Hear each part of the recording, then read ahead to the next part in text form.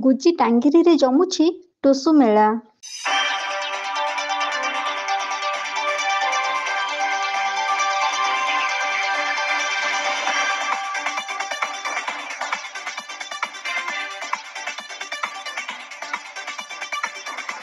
ଏହି ପବିତ୍ର ମାଟିରେ ଜନ୍ମ ନେଇଥିଲେ କୁଡୁମି ରାଜାଙ୍କର ଖୁବ୍ ସୁନ୍ଦରୀ ଝିଅଟିଏ। ସେହି ସୁନ୍ଦରୀ ଝିଅ ସମସ୍ତଙ୍କର ଅତିପ୍ରିୟ ହୋଇଥିବା ବେଳେ ତାଙ୍କ ନାଁ ରଖିଥିଲେ ଟୁସୁ। ଦିନ ଗଡ଼ି ଗଡ଼ି ଚାଲିଥାଏ। ଟୁସୁଙ୍କ ବୟସ ମଧ୍ୟ ବଢ଼ି ଚାଲିଥାଏ। ସମୟକ୍ରମେ ଯୌବନ ବୟସରେ ପରିଣତ ହୋଇ ଟୁସୁ ଏକ ସୁନ୍ଦରୀ ତରୁଣୀଟିଏ ଦେଖାଗଲେ। ସ୍ୱର୍ଗର ଅପସରୀ ଭଳି ଚେହେରା ପାଇଥିବା ଯୋଗୁଁ କୁଡୁମି ରାଜା ପରିବାର ଅତ୍ୟନ୍ତ ଖୁସି ହୋଇଥିଲେ। ବିବାହର ସମୟ ପାହାଚରେ ପାଦ ଦେଇଥିବା ଯୋଗୁଁ ଟୁସୁର ବିବାହ ପ୍ରସ୍ତାବ ପାଇଁ ପ୍ରସ୍ତୁତ ରହିଥାନ୍ତି। ହଠାତ୍ ଟୁସୁର ସୌନ୍ଦର୍ଯ୍ୟ ରୂପ ଉପରେ ନଜର ପଡ଼ିଗଲା ମୁସଲମାନ ଶାସକ ଆଲ୍ଲାଉଦ୍ଦିନଙ୍କର। ଟୁସୁଙ୍କୁ ବିବାହ କରିବା ପାଇଁ ଆଶା ପ୍ରକଟ କରି ବିବାହ ପ୍ରସ୍ତାବ ନେଇ ଟୁସୁ ପରିବାରକୁ ଯାଇଥିଲେ। କିନ୍ତୁ ଆଲ୍ଲାଉଦ୍ଦିନ ଜଣେ ମୁସଲମାନ ହୋଇଥିବା ଯୋଗୁଁ ଟୁସୁ ପରିବାର ବିବାହ ପ୍ରସ୍ତାବକୁ ମନା କରିଦେଇଥିଲେ। ବିବାହ ପ୍ରସ୍ତାବରେ ପୂର୍ଣ୍ଣଚ୍ଛେଦ ପଡ଼ିଯିବା ଯୋଗୁଁ ଭାଙ୍ଗି ପଡ଼ିଥିଲେ ଆଲ୍ଲାଉଦ୍ଦିନ। ଟୁସୁର ରୂପ ଯୌବନରେ ପାଗଳ ହୋଇଗଲେ ଆଲ୍ଲାଉଦ୍ଦିନ। ଯେତେ ଚେଷ୍ଟା କରିଲେ ବି ଟୁସୁର ରୂପ ଯୌବନକୁ ଭୁଲି ନ ପାରି ଶୈତାନୀ ସାଜିଗଲେ ଆଲ୍ଲାଉଦ୍ଦିନ। ଯେମିତି ହେଉ କୌଣସି ପ୍ରକାରରେ ଟୁସୁକୁ ସେ ନିଜର କରିବେ। ମୁସଲମାନ ଶାସକର ଏହି ହୀନ ଚକ୍ରାନ୍ତରେ ଅତିଷ୍ଠ ହୋଇ ପଡ଼ୁଥିଲେ ଟୁସୁ ପରିବାର।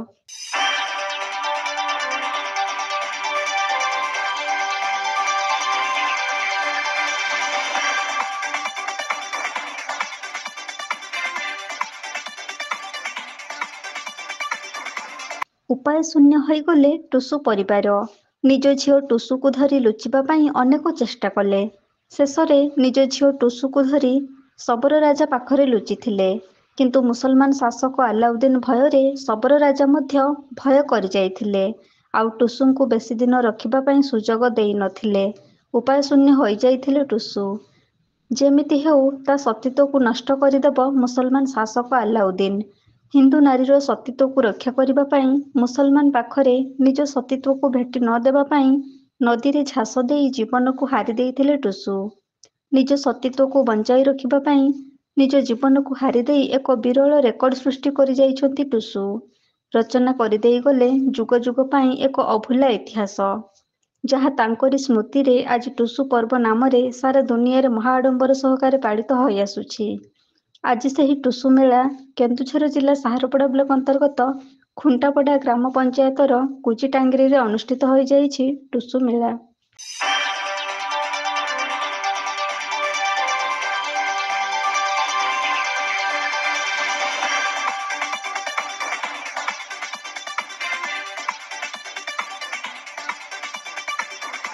ଏହି ଟୁସୁ ମେଳାର ଏକ ସୁନ୍ଦର ପରିବେଶ ସୃଷ୍ଟି ହୋଇଛି ଗୁଜି ଟାଙ୍ଗିରି ମେଳା ପଡ଼ିଆରେ।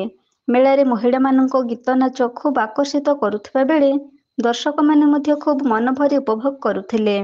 ଏହି ମେଳାରେ ବିଭିନ୍ନ ରଙ୍ଗାରଙ୍ଗ କାର୍ଯ୍ୟକ୍ରମ ହୋଇଥିବା ବେଳେ ବିଭିନ୍ନ ପ୍ରତିଯୋଗିତା ମଧ୍ୟ ଅନୁଷ୍ଠିତ ହୋଇଥିଲା। ଏହି ଟୁସୁ ମେଳାରେ ଆଖପାଖର ଅନେକ ଦର୍ଶକ ଆସି ମେଳା ଉପଭୋଗ କରିଥିଲେ। ମେଳାରେ ମଧ୍ୟ ପିଲାମାନଙ୍କ ଖେଳ ପାଇଁ ମୀନା ବଜାର ଖୋଲାଯାଇଥିବା ସହିତ ବିଭିନ୍ନ ଦୋକାନରେ ଖୁବ୍ ସୁନ୍ଦର ଭାବରେ ସଜ୍ଜିତ ହୋଇ ଅଧିକ ଆକର୍ଷଣୀୟ କରିଛି। ଏହି ଟୁସୁ ମେଳାଟି ସାଧାରଣତନ୍ତ୍ର ଦିବସରେ ହୋଇଥିବା ଯୋଗୁଁ ଅଧିକ ଉତ୍ସବ ମୁଖରିତ ହୋଇ ଉଠିଥିଲା ମେଳା ପଡ଼ିଆଟି। ଖୁବ୍ ଜାକଜମକରେ ଏହି ଟୁସୁ ମେଳା ଆୟୋଜିତ ହୋଇଥିବା ବେଳେ ଟୁସୁ ମେଢ଼ ନିକଟରେ ମହିଳାମାନଙ୍କ ନୃତ୍ୟ ଖୁବ୍ ଆକର୍ଷଣୀୟ ହୋଇଥିଲା।